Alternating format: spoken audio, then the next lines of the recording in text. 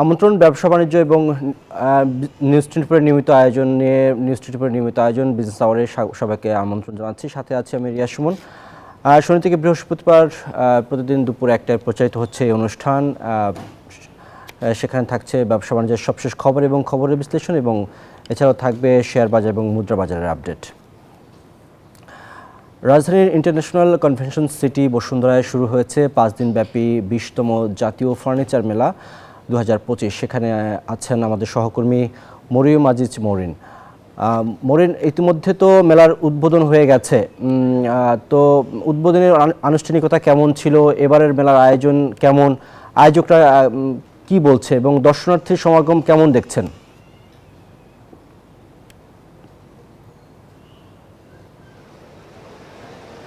ধন্যবাদ রিয়াজ। আমরা সকাল থেকে রয়েছে আইসিসিবির এই মেলায় এবং ফার্নিচার শিল্পের বিকাশের কারণে কিন্তু এই মেলার আয়োজন করা হয়েছে। কিছুক্ষণ আগেই বাণিজ্য উপদেষ্টা শেখ বশিরউদ্দিন এই মেলার উদ্বোধন করেন। তিনি বলেন যে আসলে বাণিজ্য সম্প্রসারণে আসলে ফার্নিচার অনেক গুরুত্বপূর্ণ ভূমিকা রাখছে এবং ভবিষ্যতেও রাখবে। এছাড়া আজ থেকে রাজধানীতে এই 5 দিনের মেলা কিন্তু 18 অক্টোবর পর্যন্ত চলবে এবং একই ছাদের নিচে কিন্তু বিভিন্ন বৈচিত্র্যের ফার্নিচার পাওয়া যাচ্ছে এবং সর্বসাধারণের জন্য সকাল 9টা থেকে রাত 9টা পর্যন্ত কিন্তু এই মেলা উন্মুক্ত থাকবে। 3টি হলে আসলে জায়গা পেয়েছে 48টি প্রতিষ্ঠান এবং 278টি স্টল। আপনাকে যদি আরেকটু বলতে চাই যে আসলে এই মেলার মাধ্যমে দেশের ফার্নিচারের শিল্পর যে বিকাশ সম্প্রসারণ সেটি আসলে বোঝানো হচ্ছে এবং এই 5 দিনের মেলায় আসলে ক্রেতা বিক্রেতাদের একটি মিলন মেলার ঘটবে বলে আশা করছেন ব্যবসায়ীরা। এবং আপনাকে যদি আরেকটু বলতে চাই যে বাণিজ্য উপদেষ্টা বলেছেন যে আসলে অর্থনীতিতে কিন্তু গুরুত্বপূর্ণ ভূমিকা রাখছে আমাদের এই ফার্নিচার শিল্প এবং অর্থনীতির চালক হতে পারে এই ফার্নিচার শিল্প। তাই বৈশ্বিক বাজারে আসলে এর সম্প্রসারণ ঘটাতে বৈচিত্র্যকরণ খুবই গুরুত্বপূর্ণ। বিভিন্ন ভ্যারাইটিসের ফার্নিচার পাওয়া যাচ্ছে এখানে, ডাইনিং টেবিল, সোফা, খাট, বিভিন্ন ধরনের সুন্দর সুন্দর ডিজাইনের ফার্নিচার আসলে ক্রেতারা দেখতে পাচ্ছেন এখানে এবং প্রদর্শিত হচ্ছে। এবং যারা আছেন এখানে ব্যবসায়ীরা তারা বলছেন আসলে এর মাধ্যমে বাংলাদেশের ফার্নিচার শিল্প অনেকটা এগিয়ে যাবে। এরকম এই ধরনের মেলাগুলো আসলে ফার্নিচার বাণিজ্যের জন্য অনেক সম্প্রসারিত হবে। এবং আপনাকে যদি আরেকটু জানিয়ে রাখি যে ফার্নিচার শিল্পের সম্প্রসারণে নতুন উদ্ভাবনের পাশাপাশি পণ্যের বৈচিত্র্যকরণের তাগিদ দিয়েছেন তিনি। এবারের মেলায় 3টি হলে অংশগ্রহণকারী মোট 48টি ফার্নিচার কোম্পানির 278টি স্টলে বিভিন্ন ধরনের সামর্থ্যের মানুষ যেন প্রশ্ন ছিল যদি শুনতে পান, সেটি হচ্ছে যে বাংলাদেশের ফার্নিচার নিয়ে তো একটি বিপুল সম্ভাবনাও আছে। সেক্ষেত্রে আসলে বিদেশে রপ্তানির ক্ষেত্রে অনেকগুলো প্রতিবন্ধকতা আমাদের দেশে আছে, সেই বিষয়ে কোনো কথা হয়েছে কিনা? রপ্তানির বিষয়ে ব্যবসায়ীরা কি বলছেন বা বাণিজ্য উপদেষ্টা আজকে কোনো কথা বলেছেন কিনা?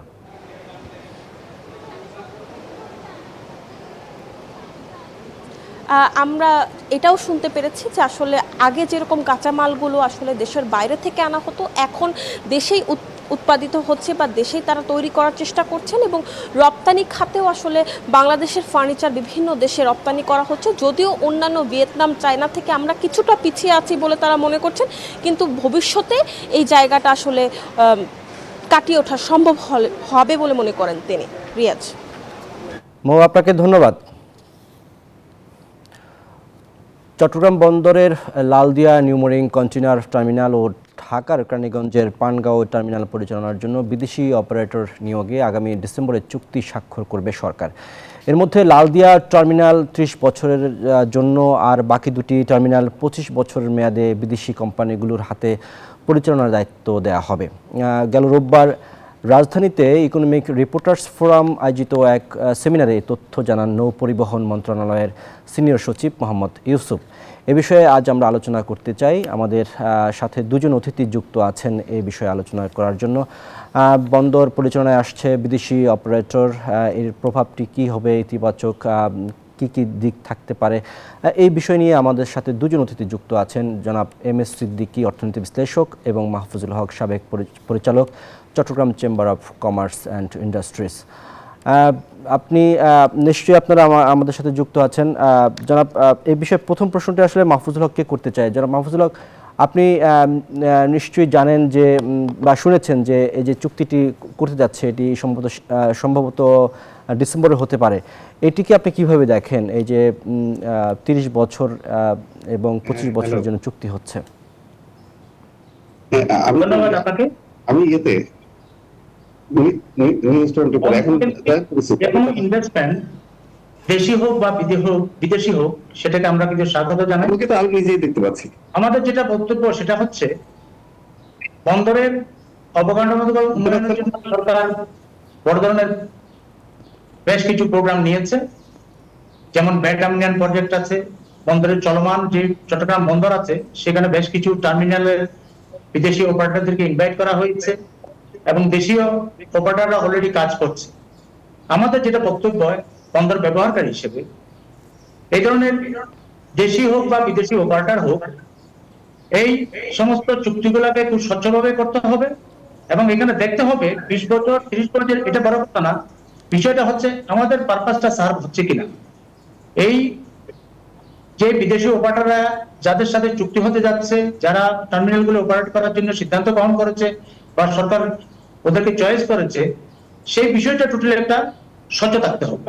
এখানে যেন অতীতে আমরা শুনেছি এই ধরনের চুক্তির পিছনে অনেক ধরনের বিভিন্ন ভেস্টেড কোয়ার্টারের ইন্টারেস্ট থাকে, ওগুলি যেন না হয়, এটা দুর্নীতিমুক্ত যেন হয় এবং স্বচ্ছভাবে এবং খুব দুর্নীতি মুক্তভাবে এই চুক্তিগুলো করা উচিত, যার মাধ্যমে বাংলাদেশের ইকোনমি যেন বেনিফিট হতে পারে এবং চট্টগ্রাম বন্দরের উন্নয়নের যে লক্ষ্য নিয়ে সরকার এই চুক্তিগুলো করছে সেই লক্ষ্যটা যেন বাস্তবায়ন। এবং আরেকটা বিষয় এখানে দেখার আছে, সেটা হচ্ছে রিসেন্টলি আপনি দেখেছেন চট্টগ্রাম বন্দরের যে ট্যারিফ বাড়ানো নিয়ে আমাদের বেশ কিছু আমরা অভিযোগ উত্থাপন করেছি। এখন বিষয়টা হচ্ছে এরকম, আপনি বিদেশিদেরকে দিলে পরেও এমন ভাবে ট্যারিফ নির্ধারণ করতে হবে যেটা আমাদের দেশীয় ব্যবসায়ীরা যেন ক্ষতিগ্রস্ত না, আমাদের আমদানি রপ্তানিকারকরা যেন ক্ষতিগ্রস্ত না। এটা হচ্ছে আমাদের বিষয়। আমরা সবসময় যে কোনো ধরনের দেশি হোক বিদেশি হোক বিনিয়োগকে আমরা স্বাগত জানাচ্ছি, আর বিদেশি রিপোর্টেড কোম্পানিগুলি যদি বিনিয়োগ করতে আসে সেটা আমাদের বিনিয়োগ পরিবেশকে আরো উন্নত করবে এবং বাংলাদেশকে একটা আদর্শ বিনিয়োগকারী স্থান হিসেবে যারা বিনিয়োগ করতে বাংলাদেশে আসতে ইচ্ছুক ওনাদের কাছে একটা ভালো মেসেজ যাবে। তো সুতরাং আমরা যেটা মনে করছি এই সমস্ত বিনিয়োগকে সুন্দর সুষ্ঠুভাবে এবং আন্তর্জাতিক নিয়ম কানুন অনুযায়ী যেন করা হয় এবং এখানে যে চুক্তিগুলো করা হবে সেটার ব্যাপারে আমি আবারও বলছি, যেটা নিয়ে অনেক ধরনের কথা এখানে রটে যায়, সেই বিষয়কে খেয়াল রাখতে হবে সরকারকে। যেহেতু বর্তমান ইন্টারিম গভর্নমেন্ট দেশ পরিচালনা করছে, আগামী 5 মাস পরে ইনশাআল্লাহ হয়তো একটা গণতান্ত্রিক সরকার আমরা পেয়ে যাবো ইলেকশনের মাধ্যমে। আমাদের ভবিষ্যতে যেন যেই সরকার আসবে সেই সরকার যেন এই চুক্তিগুলোকে যে এগিয়ে নিয়ে যাওয়ার জন্য কাজ করে, চুক্তি মোতাবেক যেন কাজ করে এবং বন্দরের ব্যবস্থাপনা এবং বন্দরের অন্যান্য যে অবকাঠামোগত উন্নয়নগুলি চলছে বর্তমানে এবং আরো বেশ কিছু পরিকল্পনা আছে, সেগুলো যেন একটা সুন্দর সুষ্ঠুভাবে এবং কম্পিটিটিভনেস এর মাধ্যমে যেন করা হয় সেটা আমাদের আবেদন থাকবে। আর এখানে লালদিয়া টার্মিনাল কথা যেটা বলছেন সেটা পৃথিবীর বিখ্যাত শিপিং লাইন মার্কস লাইন, যেটা ডেনমার্কের একটি প্রতিষ্ঠান, ওনারা একটা অফার দিয়েছেন। সেই অফার অনুযায়ী এটা আমাদের বন্দর কর্তৃপক্ষ নৌপরিবহন মন্ত্রণালয় গ্রহণ করেছে এবং যে গাইডলাইন ওনারা নির্ধারণ করেছে সেই গাইডলাইন অনুযায়ী যেন এটা করা হয়। কেন এটা চ্যানেলের মাউথ, এই মাউথে যেন আগেও একটা ইনভেস্টমেন্ট আসার চেষ্টা করেছিল আজকে থেকে 20 বছর আগে, সেই ইনভেস্টমেন্টের ব্যাপারে তখন অনেক কথা এসেছিল, আমি নাম বলতে চাই না। আমরা চাই এই ধরনের কোনো বিতর্ক সৃষ্টি না হয় এবং মাহফুজুল হক আপনার কাছে আসবো একটু এই বিষয়ে একটু যারা এমএস সিদ্দিকীর মন্তব্য জানতে চাই। এমএস সিদ্দিকী, আপনি নিশ্চয়ই শুনেছেন যে সরকার চট্টগ্রামের এবং কেরানীগঞ্জের মোট 3টি যে টার্মিনাল বিদেশি অপারেটরদের হাতে দিচ্ছে এবং সেখানে চুক্তি হবে ডিসেম্বরে, সম্ভবত সেটি হতে পারে। এ বিষয়ে জনাব মাহফুজুল হক বলছিলেন, আপনি যদি এর সাথে যুক্ত করতেন যে এটি আসলে এই বিষয়টিকে আপনি কিভাবে দেখেন? প্রথমত এটা নিয়ে কোনো সমস্যা আছে বলে তো আমি মনে করছি না। কারণ হচ্ছে এক সময় যারা বিরোধিতা করতেন এই পোর্টের ফরেন অপারেটরের ব্যাপারে, তারা বলছেন যে বিদেশিদের হাতে তুলে দেওয়া হচ্ছে।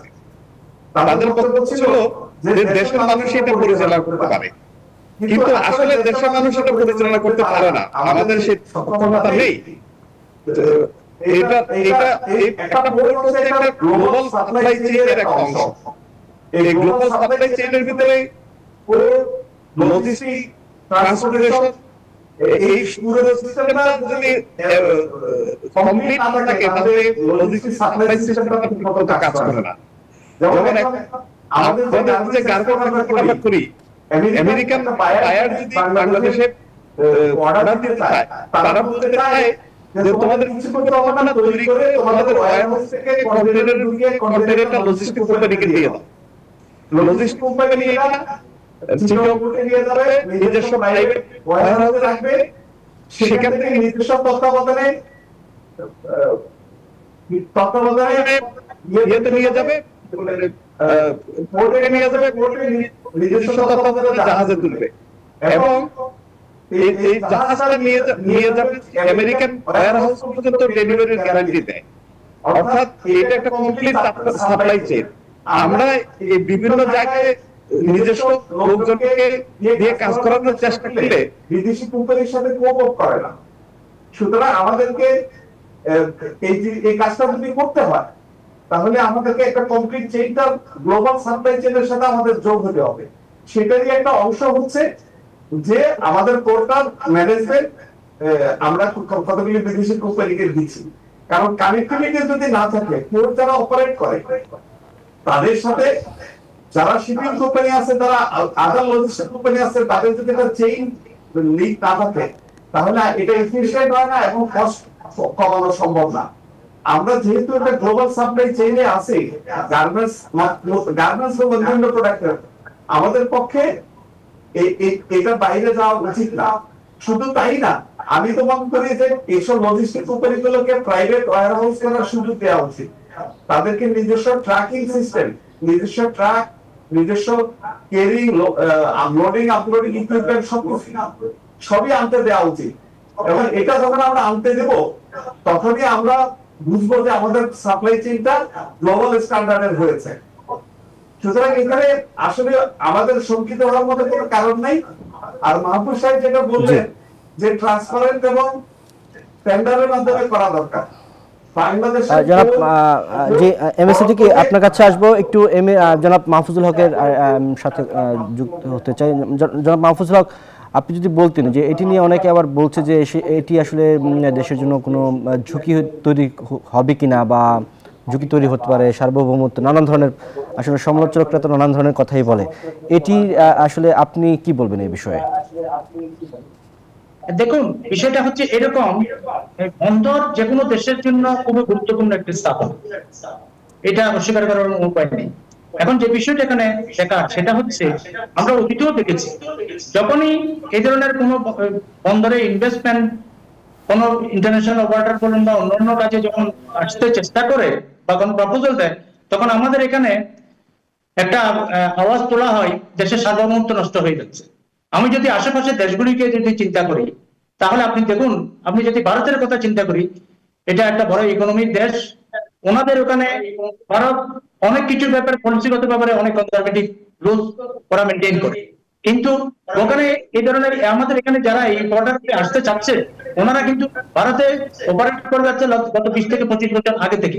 Same in Thailand, same in Malaysia, same in Vietnam, same in UAE, middle east, অনেক জায়গায়, ইভেন কি শ্রীলঙ্কা। তো ওখানে কিন্তু সার্বভৌমত্ব যায় না। এখন আমরা এটা জিনিসটা বুঝার চেষ্টা করি একটু। এখন বিষয়টা হচ্ছে এরকম, যারা সার্বভৌমত্বের কথা বলে থাকে ওনারা আমাদের অনেক শ্রদ্ধেয় ব্যক্তিরা এইসব কথাগুলি বলে থাকে। এবং আমার একটা অনুরোধ থাকবে, ওনারা কিন্তু কোন লজিস্টিক ব্যবসার সাথে বা আমরা যে পেইন গুলো নিচ্ছি এই বন্দর ব্যবস্থাপনা বা আমাদের কাস্টমস এবং অন্যান্য জায়গায় আমরা যে হার্ডার্স গুলো ফেস করছি ওগুলো কিন্তু সম্বন্ধে ওনাদের কিন্তু খুব একটা ধারণা নেই। যে কারণে গিয়ে আমরা একটা কম্পিটিটিভনেস কে ডেভেলপ করার জন্য আমাদের প্রাইভেট সেক্টরকে এখানে ইনভাইট করা হচ্ছে। প্রাইভেট সেক্টর বলতে যদি আমাদের ক্যাপাবল কোনো দেশীয় যদি অপারেটরও থাকে, সেও জানি এখানে ইনভেস্ট করার একটা সুযোগ পাই, সেটাও দেখতে হবে। সাথে সাথে বিদেশি এরকম যারা রিপোর্টেড যে অপারেটররা আছে, ডিপি ওয়ার্ল্ড বলুন, Red Sea gateway, Maersk logistics বলুন, যারাই সিঙ্গাপুর পিএসএ, ওরা যদি আসতে চায়, আমার মনে হয় এখানে যদি কম্পিটিটিভনেসের মাধ্যমে স্বচ্ছভাবে যদি ওনারা যদি কোনো ইনভেস্ট করতে চায়, আমাদের বাংলাদেশের নির্ধারিত যেই গাইডলাইনগুলি আছে আমাদের দেশে, এটা তো সার্বভৌমত্ব যাবে কিনা, সিকিউরিটি প্রবলেম হবে কিনা, এটা তো দেখতে হবে আমাদের সরকারকে। আমাদের সরকারের পক্ষ থেকে এই গাইডলাইনগুলি এনশিওর করতে হবে। এগুলো যদি আমরা মেনটেন করি তাহলে কিন্তু ওই সিকিউরিটি এবং সার্বভৌমত্বের প্রশ্নটা এখানে আসছে না। এখন আমাদের দুঃখ লাগে যারা যারা শ্রদ্ধেয়জনরা এগুলো নিয়ে বক্তব্য রাখেন, ওনারা বন্দরের ব্যবসা বলতে যাই হোক না কেন, বন্দরের অপারেশনাল কার্যক্রম ওগুলি আমরা যারা সাফার করছি ব্যবসায়ীরা আমাদের সাথে কথা বলতে পারতো। আমরা তখন একসাথে আমরা এনশিওর করতে পারতাম যে ভাই কি করলে পরে কি কেমনে করলে পরে আমরা হয়তো এই বিষয়গুলোকে অ্যাভয়েড করে যেতে পারবো, বা এগুলো থেকে আমরা কোনো অপারেটর এসে আমার কোনো সিকিউরিটি থ্রেট হতে পারবে না। এখন যে বিষয়টা হচ্ছে আমাদের একটা সার্বভৌম দেশ বাংলাদেশ, আমাদের সিকিউরিটি সিস্টেম ইজ ভেরি খুব ভালোই কাজে করছে এখানে। সুতরাং এই সিস্টেমের মধ্যে যদি কেউ এসে আমার সিকিউরিটি এবং সার্বভৌমত্বের যদি কোনো থ্রেট হয়ে যায় সেটা অবশ্যই আমাদের ব্যর্থতা হিসেবে চিহ্নিত হতে হবে। এখন আমার যে জিনিসটাকে আমি দেখি না সেটাকে একটা এই আপনার টার্গেট করে বা সেটাকে হাইপোথেটিক্যালি যদি আমরা কমেন্ট করে বসে থাকি তাহলে কিন্তু এটা খুব দুর্ভাগ্যজনক। সুতরাং আমার অনুরোধ হচ্ছে এই ধরনের যখন যেই ধরনের ইনভেস্টমেন্টে আসুক না কেন, সে বন্দরে হোক, এয়ারপোর্টে হোক, বা আমাদের অন্যান্য জায়গায় হোক, ইকোনমিক জোনে হোক, সবকিছুর বিষয়টা হচ্ছে সিকিউরিটি ইজ ফার্স্ট। তো সিকিউরিটি দেখার জন্য আমাদের বিভিন্ন সংস্থাগুলি আছে এবং আমাদের যে নিয়ম কানুনগুলি আছে ওগুলো যদি পরিপূর্ণভাবে যদি সেই ইনভেস্টর যদি বা সেই অপারেটর যদি পালন করে তাহলে এখানে সিকিউরিটি থ্রেট হওয়ার কোনো সুযোগ নাই। সুতরাং এই বিষয়টা নিয়ে আমাদের বক্তব্য অত্যন্ত পরিষ্কার। জি জনাব এম এস সিদ্দিকী, আপনি যদি একটু যুক্ত করতেন যে আমরা যতটুকু জানি যে 2020 সালে সরকার চট্টগ্রাম বন্দর বিষয়ে বিদেশি কনসালটেন্ট প্রতিষ্ঠান নিয়োগ করে। তাদের প্রতিবেদন সরকার 6 মাস আগে পেয়েছে এবং কনসালটেন্টের সুপারিশ অনুযায়ী চট্টগ্রাম বন্দরের ট্যারিফ বাড়ানো হয়েছে বলে জানা যায়। এটিকে কিভাবে দেখেন আপনি? ট্যারিফ বাড়ানোটা নিয়ে আমাদের কষ্ট হবে, এতে কোনো সন্দেহ নেই। এবং এই যে ট্যারিফ বাড়ানো হয়েছে, দেখা যাচ্ছে যে এইটা হঠাৎ করে বাংলাদেশের ইম্পোর্টের উপর একটা চাপ পড়বে এবং এটা হঠাৎ করে এত বেশি বাড়ানোটা ব্যক্তিগতভাবে আমি পছন্দ করছি না। তবে আমি যেটা বুঝতে পারছি ক্লোজলি মনিটর করে যে বিদেশি কোম্পানির হাতে দেওয়ার আগে সরকার এটাকে একটা জায়গায় নিয়ে আসতে চায়। কারণ আমি যে রিপোর্টটার আনঅফিশিয়াল তথ্য পেয়েছি, যে ফিজিবিলিটি রিপোর্টটা আছে, সেই ফিজিবিলিটি রিপোর্টে বলা আছে যে এক্সিস্টিং রেটে যদি বিদেশিদেরকে দেয়া হয় তাহলে ওরা লজিস্টিক কিছুই পোর্শনে ইনভেস্টমেন্ট করবে না, সেটা বাংলাদেশকে করতে হবে। আর যদি বাংলাদেশ চায় যে 100% লজিস্টিক ইকুইপমেন্ট সবই বিদেশিরা করবে তাহলে বিদেশিদেরকে প্রাইস বাড়িয়ে দিতে হবে। এখন এখানে একটা ডাইলেমা আছে, সেটা হচ্ছে স্ট্রেট ওয়ে আমি দেখতে পাচ্ছি যে এই সার্ভিস চার্জটা যখন বেড়ে যায় সরাসরি আমাদের আমদানিটার খরচ বেড়ে যায়। এখন তাহলে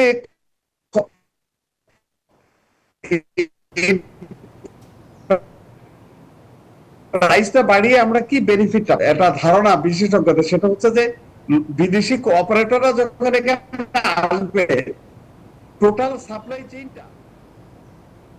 জি জি আপনি যদি জনাব মাহফুজুল হক, আপনি যদি বলতেন যে ট্যারিফের যে বিষয়টা এটি নিয়ে জনাব এম এস সিদ্দিকী বলছিলেন, আপনি যদি এই সাথে একটু যুক্ত করতেন যে এটির আসলে এই বিষয়টাকে আপনি কিভাবে দেখেন? যেমন ঈদের সময় যখন আসে তারা কনফার্ম এটা সত্যি কথা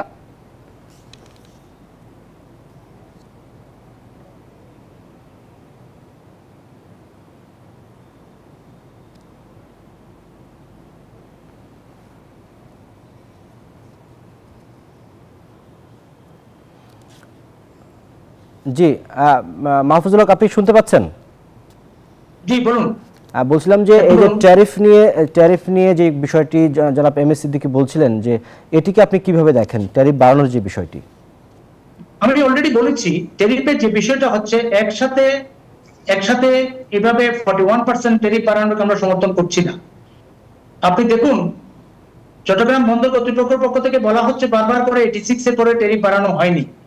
দেখুন 86 এ চট্টগ্রাম বন্দরের ট্যারিফগুলো নির্ধারণ করা হয় কিন্তু ডলারে, আমরা পেমেন্ট করি বাংলা টাকায়। তো তাহলে পরে 86 এ তখন ডলারের প্রাইস কি ছিল? 35 থেকে 45 এর মধ্যে ছিল। তো এখন ডলারের প্রাইস হয়েছে 122 থেকে 23 টাকা। তো সুতরাং আমরা তাহলে তো এখানে 3 গুণ বেশি দিচ্ছি অলরেডি। এখন যে বিষয়টা এখানে গুরুত্বপূর্ণ সেটা হচ্ছে ট্যারিফ বাড়াতেই পারে, ট্যারিফ দিন দিন খরচ বাড়ছে, বন্দরের উন্নয়ন প্রকল্পগুলো নেওয়া হচ্ছে।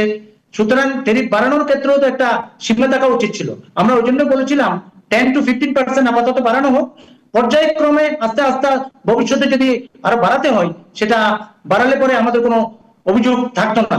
আর বর্তমানে দেখুন আপনি, চট্টগ্রাম বন্দর হচ্ছে এমন একটি সংস্থা, সরকারি সংস্থা, সেটার জন্য আমরা গর্ববোধ করি। স্বাধীনতার পর থেকে অনেক সরকারি সংস্থা অনেক লস করেছে, কিন্তু চট্টগ্রাম বন্দর কোনদিন লস করে নাই। এখন আমাদের বক্তব্য হচ্ছে বন্দরকে সম্প্রসারণ করতে হবে, আমাদের ইকোনমির সাইজ বড় হচ্ছে, নতুন নতুন প্রকল্প নিতে হবে, ইকুইপমেন্ট নিতে হবে, সবকিছু ঠিক আছে। এখানে হয়তো আরো বেশি ইনভেস্টমেন্টের প্রয়োজন আছে, বন্দর নিজে ইনভেস্ট করছে, আরো আরো আরো উন্নয়নের জন্য আরো বেশি ইনভেস্টমেন্ট বন্দরের ফান্ড থেকে দিতে হবে। কিন্তু এখন কথাটা হচ্ছে, আপনি যদি একসাথে 41% এই ট্যারিফ, নতুন ট্যারিফ নির্ধারণ করেন, এখানে আমদানি রপ্তানি খাতে আমাদের প্রচুর খরচ বেড়ে যাবে, এবং সাথে সাথে আমাদের যেই ভোগ্য পণ্যগুলি আছে, আমাদের সাধারণ জনগণ কিন্তু এগুলি আপনার পে করতে হবে, এক্সেস যে টাকাটা আছে। আর একটা ইন্টারেস্টিং ঘটনা হচ্ছে, যে শিপিং লাইনগুলি আছে, ফরেন শিপিং লাইন, বাংলাদেশের আপনি মোর দেন 90% এখনো পর্যন্ত আমাদের ফ্রেট গুলি বহন করতে হবে ফরেন শিপিং লাইনগুলো। তো সেই জায়গায় কিন্তু এই টাকাগুলো কে পাবে? ফরেন শিপিং লাইনগুলো পাবে। ওনারা কিন্তু 1 টাকা কম নেবে না। আমরা যখন 41% এখানে ফ্রেট বাড়িয়ে দেবো, বিভিন্ন চার্জেস, ওখানে যে এক্সেস ওনাদের যে টাকাটা দিতে হবে, সেই টাকাটা ওনারা সরাসরি আমাদের যারা আমদানিকারক রপ্তানিকারক আছে আমাদের থেকে উঠিয়ে নেবে। আর আমরা যারা আমদানিকারক আছি, আমরা কি করবো? এটা তখন আমরা দেশীয় আমাদের যে কাঁচামালগুলি আমরা বিক্রি করব, শিল্প পণ্যগুলি যে বিক্রি করব, ওই জায়গায় গিয়ে এফেক্টটা পড়বে। তখন আমরা এটা দেশের ভোক্তাদের উপর আমরা এটা ইম্পোজ করবো। এই বক্তব্যটা আপনি বলছিলেন, এই একই সাথে যদি যুক্ত করতেন যে এই যদি বন্দর বিদেশি অপারেটরদের হাতে দেওয়া হয়, তাহলে আসলে সেখানে সেবার মানটা কতটুকু উন্নত হবে, একই সাথে বিদেশি বিনিয়োগকারী তারা কতটা আকর্ষণ বা আকর্ষিত হবে, বা আমাদের দেশে বিনিয়োগের ক্ষেত্রে এই যে একটা জটিলতা আছে, সেখানে তারা কতটা স্বস্তি পাবে বলে মনে করেন? দেখুন, যে বিষয়টা হচ্ছে, বাংলাদেশ সবচেয়ে বিনিয়োগ ডেস্টিনেশনের জন্য পৃথিবীতে একটা অন্যতম একটা জায়গা বর্তমানে। বিশেষ করে আমাদের ইন্টারিম গভর্নমেন্টের যিনি প্রধান আছেন, প্রধান মোহাম্মদ ইউনূস, ওনার সারা বিশ্বে ওনার একটা ভাবমূর্তি আছে। যে উনি কিছুদিন আগে একটা আমাদের বিনিয়োগকারীদের একটা সামিট করেছেন ঢাকায়। তো সুতরাং বেশ কিছু উদ্যোগ নেওয়া হয়েছে, বিনিয়োগের জন্য একটা মেসেজ অলরেডি আমরা দিতে পেরেছি। তারপরেও আমাদের যে বিনিয়োগকারীরা এখানে আসছেন, ওনাদের বিভিন্ন সময় বিভিন্ন প্রশ্ন থাকে। যেমন ধরুন, বিভিন্ন জাপান বলুন, ইউএসএ বলুন, কোরিয়া বলুন, যারা বড় বড় বিনিয়োগকারী, চায়না বলুন, সবাই ওদের কিন্তু আমাদের যে আমলাতান্ত্রিক জটিলতাগুলি আছে, বিনিয়োগকারীদের বিভিন্ন জায়গায় যেতে হয়, একটা বিনিয়োগ যে করার ক্ষেত্রে বেশ কিছু জায়গায় লাইসেন্স নিতে হয়, পারমিশন নিতে হয়, সবগুলি যদি ওয়ান আমব্রেলার নিচে যদি আমরা আনতে না পারি, তাহলে আমাদের অনেক সময় কিন্তু ক্যাপন হয়ে যায়। আমার সাথে কম্পিটিটর কে আছে বিনিয়োগের জন্য? যদি আমি ভিয়েতনামকে ধরি, ভিয়েতনামে একজন বিনিয়োগকারী 1 মাসের মধ্যে সব যে ফর্মালিটিস গুলি আছে ওগুলো কমপ্লিট করতে পারে, কিন্তু বাংলাদেশে এটা পারা যায় না। সবচেয়ে দুঃখজনক বিষয় হচ্ছে আমাদের এনবিআর এর যে গতি, সেটা কিন্তু এখনো সেকেলে রয়ে গেছে। অনেক চেষ্টা করছেন বর্তমান এনবিআর এর বোর্ড, বাট আমরা এখনো পর্যন্ত দৃশ্যমান কি খুব একটা ভালো কিছু দেখতে পাচ্ছি না। এখন যেই জায়গায় আমাদের কাজ করতে হবে, আপনি যেটা বলেছেন, আমাদের একটা দেশে যখন একটা বড় বড় এই যে ইন্টারন্যাশনাল কোম্পানিগুলি যখন আসবে এখানে, তখন সেই কোম্পানিগুলি আসার আগে ওরা দেখবে যে বাংলাদেশে কোন কোন সেক্টরে বিদেশি ইন্টারন্যাশনাল কোম্পানিগুলো কাজ করছে। তো সেটাই হচ্ছে বড় জিনিস। এই যে অপারেটর গুলো যাদের কথা বলছি, ওরা হচ্ছে ইন্টারন্যাশনাল অপারেটর। ওরা যদি এখানে যদি ইনভেস্ট করে, তাহলে পরে তখন আমাদের যে বিনিয়োগকারীরা যাদেরকে আমরা ইনভাইট করবো, যারা আসার জন্য চিন্তা করবে, ও একটা স্বস্তি। একটু এম এস সিদ্দিকীর কাছ থেকে এই বিষয়ে একটু মন্তব্য জানতে চাই। এম এস সিদ্দিকী, এই যে অপারেটর যদি পরিবর্তন হয় বা হচ্ছে বিদেশি অপারেটরের হাতে যদি এই টার্মিনালগুলো যায়, তাহলে আসলে কি কি পরিবর্তন হতে পারে? যদি সংক্ষেপে এই বিষয়টা একটু যুক্ত করতেন। আবার একটু এম এস সিদ্দিকী আমাকে প্রশ্ন করেছেন? জি, এম এস সিদ্দিকী বলছিলাম যে যদি বন্দর, জি বন্দর, জি আপনাকে বলছিলাম। আমার কথা শুনতে পাচ্ছেন? হ্যাঁ, শুনতে পাচ্ছি। এম এস সিদ্দিকী, আপনি বলুন যে এই অপারেটর পরিবর্তন হলে বা বিদেশিদের হাতে গেলে আসলে কি কি পরিবর্তন আসতে পারে? প্রথমত পরিবর্তন হচ্ছে যে বিদেশিদের কনফিডেন্স আসবে বাংলাদেশের উপরে, অন্যান্য ক্ষেত্রে তখন ইনভেস্টমেন্ট আসবে, এবং আমাদের গ্লোবাল যে লজিস্টিক কস্ট আছে, এটা ইন লং রানে কমে যাবে। এখন ইমিডিয়েট পোর্টের খরচটা বেড়ে গেলেও আমরা কয়েক বছর পরে দেখব যে আমাদের বিদেশিরা যখন দেখবে, কনফিডেন্স পাবে যে আমাদের এখানে লজিস্টিক সাপ্লাই চেইনটা পারফেক্ট আছে, তখন আমাদের ফ্রেট কমে যাবে।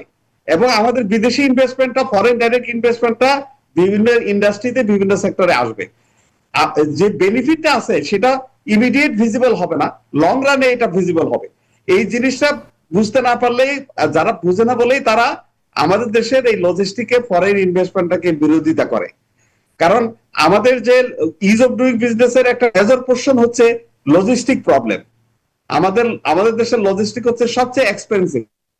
সিঙ্গাপুর থেকে চিটাগং, কলম্বো, কলকাতা বা বোম্বে, করাচি, যে কোনো পোর্টের যাওয়ার ফ্রেট জাহাজের ভাড়া হচ্ছে সবচেয়ে বেশি হচ্ছে চিটাগংয়ে। এটার কারণ হচ্ছে যে আমরা অন্যান্য ফ্যাসিলিটি গুলো ডেভেলপ করতে পারি নাই। একটা জাহাজ এসে 7 দিন দাঁড়িয়ে থাকে, ঢুকতে পারে না। ফিডার স্পেশাল এসে আনলোডিং করতে আমাদের এখানে লাগে 7 দিন 8 দিন, যেখানে আধা বেলায় লোডিং করে আনলোডিং করে ফেলে সিঙ্গাপুরে। তো আমাদের তো সেই এফিসিয়েন্সিতে যেতে হবে। আমরা যদি পৃথিবীতে কম্পিট করতে চাই অন্যদের সাথে, আমাদেরকে তো কয়েক ঘন্টার ভিতরে জাহাজ আসবে, আনলোডিং হবে, লোডিং হয়ে চলে যাবে। জি, আপনাকে অসংখ্য ধন্যবাদ। আলোচনা আমাদের এখানে শেষ করতে হচ্ছে। আপনাদের দুজনকেই ধন্যবাদ আমাদের আজকে আলোচনায় যুক্ত হওয়ার জন্য। ধন্যবাদ।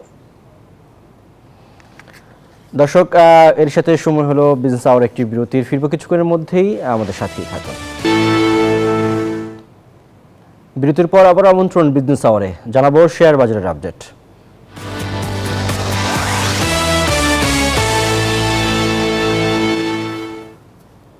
দর্শক, শেয়ার বাজারের সবশেষ অবস্থা দেখে নিতে চাই ঢাকা স্টক এক্সচেঞ্জের ওয়েবসাইট থেকে। এই মুহূর্তে আমরা দেখতে পাচ্ছি যে ঢাকা স্টক এক্সচেঞ্জের ওয়েবসাইটে প্রধান যে 3টি সূচক রয়েছে তার মধ্যে 2টি নিম্নমুখী রয়েছে, একটি ঊর্ধ্বমুখী রয়েছে। এই মুহূর্তে দেখতে পাচ্ছি ডিএসইএক্স ইন্ডেক্স যেটি, সেটি অবস্থান করছে 5227 পয়েন্টে।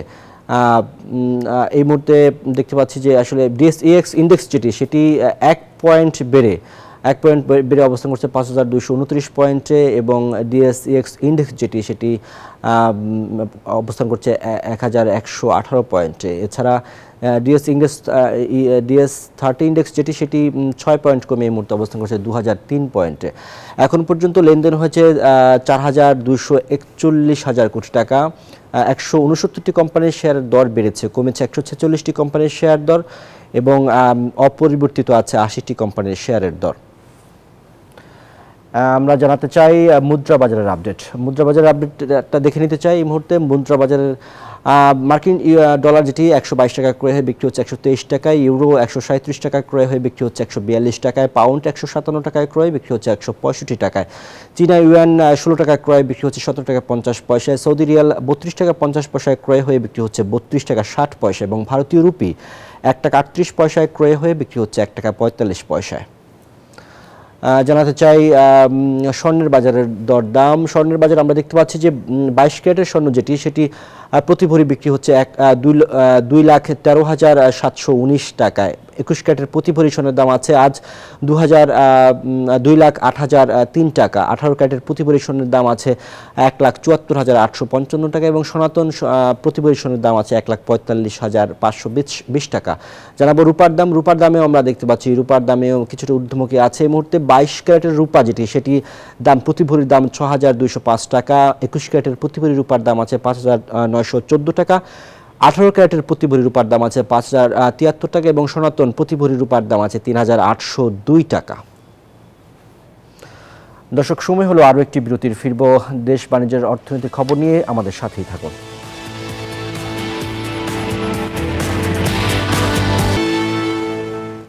বিরতির পর আবারও আমন্ত্রণ বিজনেস আওয়ারে। এবারে জানাবো জনপদের শিল্প বাণিজ্যের খবর।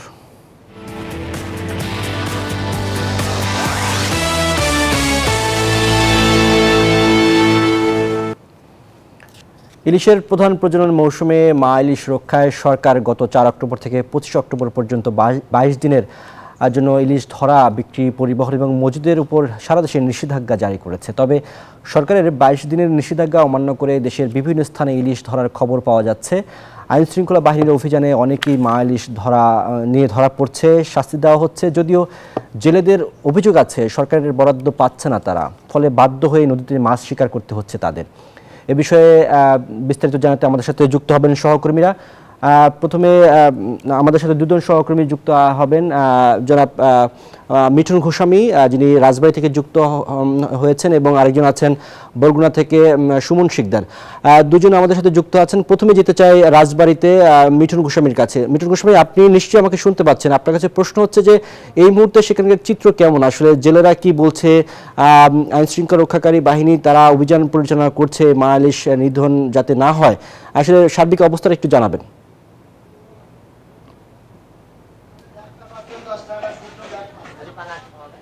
ধন্যবাদ আপনাকে। আমরা দেখেছি যে বিশেষ করে রাজবাড়ী জেলা পদ্মার পাড়েই অবস্থিত, যার কারণে রাজবাড়ীর গোয়ালন্দ থেকে এবং পাংশা এই 57 কিলোমিটার কিন্তু পদ্মা নদী রয়েছে। এই পদ্মা নদীতে যে ইলিশের প্রজনন মৌসুমে ইলিশ ধরা যে নিষেধাজ্ঞা, সেই নিষেধাজ্ঞা অমান্য করে কিন্তু জেলেরা নদীতে অবাধে ইলিশ শিকার করছে। আমরা দেখেছি যে মৎস্য বিভাগের পক্ষ থেকে এবং নৌ পুলিশ, জেলা প্রশাসনের পক্ষ থেকে নদীতে টহল জোরদার করেছে। তবে টহল কতটা কাজ করছে সে বিষয়ে আমরা কিন্তু সেই কাজ করার তেমন পদক্ষেপ আমরা দেখিনি। তারা বিভিন্ন সময়ে বিভিন্ন জেলেদের আটক করছে এবং জেল জরিমানার মতো ঘটনাও দেখেছি। তবে অস্থায়ীভাবে কিন্তু নদী পাড়েই ইলিশের হাট বসেছে। তবে রাজবাড়ির যেসব পৌর শহর এবং বড় বড় বাজার রয়েছে সেই বাজারগুলোতে কিন্তু ইলিশ নেই, যার কারণে কিন্তু বাজারেও কিন্তু ইলিশ না থাকার কারণে কিন্তু অন্য মাছে কিন্তু সেই প্রভাবটি পড়েছে। ক্রেতার সংখ্যাও বেড়েছে, অন্য মাছ কেনার ক্ষেত্রে অন্যান্য মাছের দামও কিন্তু কিছুটা বেড়েছে। তবে ইলিশের যে প্রজনন মৌসুম, এই মৌসুমে কেন জেলেরা আসলে নিষেধাজ্ঞা অমান্য করে এই মাছ শিকার করছে সেই বিষয়ে আমরা যখন জেলেদের সঙ্গে কথা বলেছি, জেলেরা আমাদেরকে বলেছে যে 22 দিনের যে নিষেধাজ্ঞা সেখানে মাত্র 25 কেজি করে চাউল দেওয়া হয়, যে চাউলে কিন্তু তাদের আসলে পরিবার নিয়ে এই সময়টি চালানো কিন্তু তাদের জন্য দুর্বিষহ হয়ে যাচ্ছে, যার কারণে কিন্তু এক ধরনের বাধ্য হয়েই জেলেরা এই ইলিশ শিকারে কিন্তু নদীতে নামছে। আরেকটি বিষয় তারা কিন্তু এটিও বলেছে যে যেহেতু স্বল্প আয়ের মানুষই কিন্তু সাধারণত জেলে হয়ে থাকে, এরা কিন্তু সারা বছরই নদীতে মাছ শিকার করে, যার কারণে কিন্তু মাছ শিকার করতে তারা বাধ্য হচ্ছে এক ধরনের। তবে প্রশাসন বলছে যে তাদেরকে কিন্তু সুনির্দিষ্টভাবে এবং 25 কেজি করে চাউলও দেওয়া হচ্ছে। এতটুকুই ছিল আমার কাছে রাজবাড়ী থেকে ইলিশ শিকারের সর্বশেষ তথ্য। ফিরছি স্টুডিওতে। ধন্যবাদ মিঠুন গোস্বামী আপনাকে আমাদের সাথে যুক্ত হওয়ার জন্য। এবার যেতে চাই বরগুনায়, সেখানে রয়েছেন সহকর্মী সুমন শিকদার। সুমন শিকদার, আপনি শুনছিলেন আসলে মিঠুন গোস্বামী বলছিলেন রাজবাড়ির চিত্র, আপনি যদি বরগুনার চিত্র বলতেন সেখানে আসলে কি অবস্থা, জেলেরা কি বলছে, বা আইন শৃঙ্খলা রক্ষাকারী বাহিনী তারা আসলে অভিযান পরিচালনা করছে কিনা, সেখানে আসলে মা ইলিশ ধরা পড়ছে কিনা, বা এটির আসলে সার্বিক অবস্থা আমাদেরকে জানাবেন।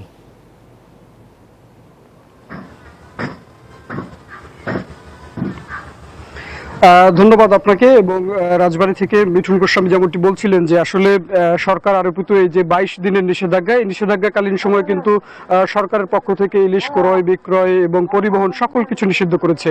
এবং এই নিষেধাজ্ঞাকালীন সময় আমি এখন যদি বরগুনার প্রেক্ষাপট আপনাকে বলতে চাই যে বরগুনা আসলে আমরা দেখেছি প্রত্যন্ত যে জেলেপল্লী রয়েছে সেই জায়গাগুলোতে আমরা ঘুরেছি, এবং আমাদের কাছে দুটি চিত্র আসলে নজরে এসেছে। একটি চিত্র হচ্ছে যে এই নিষেধাজ্ঞাকালীন সময় কিছু জেলেরা কিন্তু নিষেধাজ্ঞা মেনে তাদের যে আইনগত দিকগুলো আছে সেগুলো বিবেচনা করে তারা নিষেধাজ্ঞা মানছেন, এবং কিছু অসাধু জেলে যারা রয়েছে, বরগুনার যে প্রধান 3টি নদী রয়েছে বিষখালী, বলেশ্বর এবং পায়রা, এই পায়রা, বিষখালী, বলেশ্বরের বিভিন্ন জায়গায় তারা কিন্তু রাতের আধারে মাছ শিকার করে বলে স্থানীয় একাধিক জেলে আমাদের কাছে অভিযোগ করেছে। এবং আমি আরেকটা বিষয় যদি আপনাকে জানিয়ে রাখতে চাই যে এই ইলিশ শিকারকালীন সময়ে যে প্রণোদনা দেওয়া হয় মৎস্য বিভাগের পক্ষ থেকে জেলেদের, এই প্রণোদনা নিয়ে কিন্তু আমরা প্রতিবারই দেখেছি যে জেলেদের অভিযোগ ছিল, এবং সেই অভিযোগ কিন্তু এখনো বিদ্যমান রয়েছে। কারণ কি, যে পরিমাণ জেলে নিবন্ধিত রয়েছে, প্রায় বরগুনায় 50,000-এর মতো জেলে নিবন্ধিত রয়েছে, এবং সেখানে কিন্তু মাত্র 38,000 জেলেকে তারা এই যে নিষেধাজ্ঞাকালীন সময় প্রণোদনা সেটি দিচ্ছে, এবং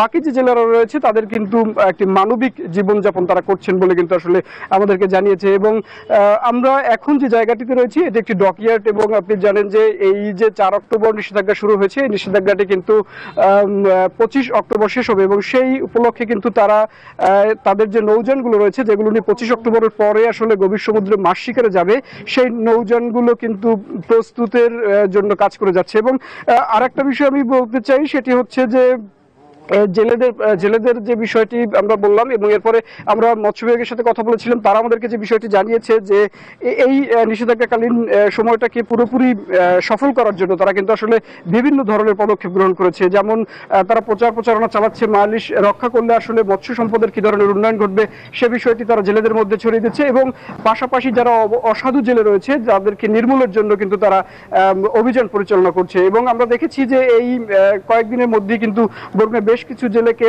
আইনের আওতায় আনা হয়েছে এবং বেশ কিছু অবৈধ জাল জব্দ করে সেগুলোকে কিন্তু পুড়িয়ে ফেলা হয়েছে। এই ছিল আমার কাছে আসলে বরগুনা থেকে 22 দিনের যে নিষেধাজ্ঞার সবশেষ পরিস্থিতি। ফিরে যাচ্ছি স্টুডিওতে। ধন্যবাদ সুমন শিকদার আপনাকে আমাদের সাথে যুক্ত হওয়ার জন্য। দর্শক, ইলিশ নিধনের খবর জানাচ্ছিলেন সহকর্মীরা। যাচ্ছি পরের সংবাদে। চাঁপাইনবাবগঞ্জে বাণিজ্যিকভাবে চাষ হচ্ছে পেঁপে। লাভজনক হওয়ায় পেঁপে চাষে ঝুঁকছেন চাষিরা। আধুনিক পদ্ধতিতে চাষ করলে কৃষিতে বিপ্লবের আশা কৃষি বিভাগের। রফিকুল আলমের পাঠানো তথ্যচিত্রে দেখতে চাই একটি ডেস্ক রিপোর্ট।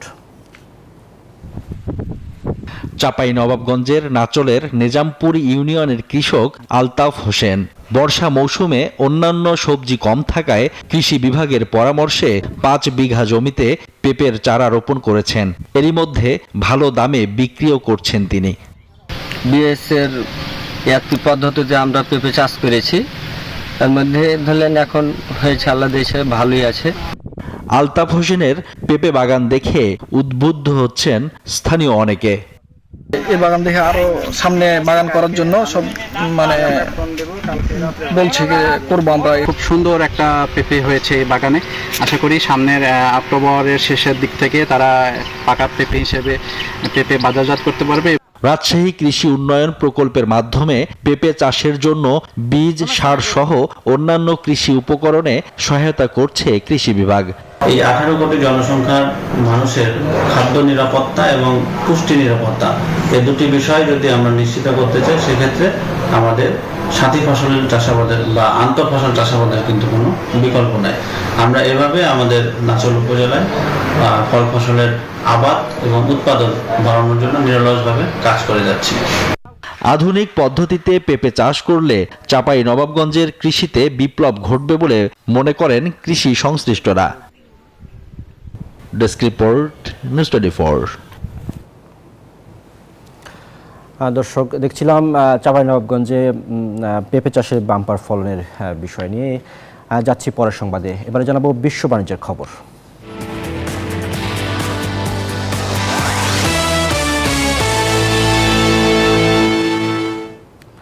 কৃত্রিম বুদ্ধিমত্তা বা এআই চিপের ব্যাপক চাহিদায় স্যামসাং ইলেকট্রনিক্স 3 বছরের মধ্যে সর্বোচ্চ আয়ের রেকর্ড করতে যাচ্ছে। প্রযুক্তি জায়ান্টটি তাদের তৃতীয় প্রান্তিকের পরিচালন মুনাফা 32% বেড়ে $8.5 বিলিয়ন পৌঁছানোর পূর্বাভাস দিয়েছে, যা বিশ্লেষকদের প্রত্যাশার চেয়েও অনেক বেশি। মূলত এআই সার্ভারের জন্য প্রয়োজনীয় মেমোরি চিপের বিক্রি বাড়ায় এই মুনাফা অর্জিত হয়েছে। স্যামসাং জানিয়েছে, এআই সম্পর্কিত চিপের শক্তিশালী চাহিদা তাদের DRAM এবং NAND পণ্যের দাম ও চালান বাড়াতে সহায়তা করেছে। এই ঘোষণার পর চলতি বছর স্যামসাংয়ের শেয়ারের দাম রেকর্ড 75% পর্যন্ত বেড়েছে।